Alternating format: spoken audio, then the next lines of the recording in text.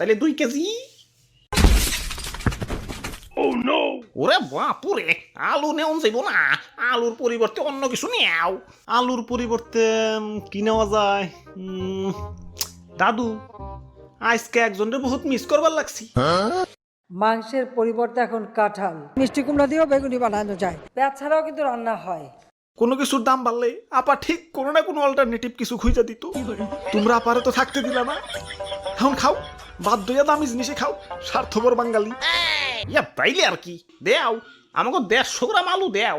হ হ দেও, বড় বড়টা পয়সা দিও। আরে তোমার দাঁতে কি হইছে? দাঁত খুঁচাইতাছো কে? আর কইও না, সকালে আলু দিয়ে মাংস রানছে তো, তাই দাঁতে মাংস এখনো বাইজা রইছে। ওই দাঁতে কি খালি মাংসই বাজছে, আলু বাজে নাই? আমি তো আলু খাই নাই, খালি মাংস খাইছি। বাইসা বাইসা আলু গিলা সাইডে রাখছি।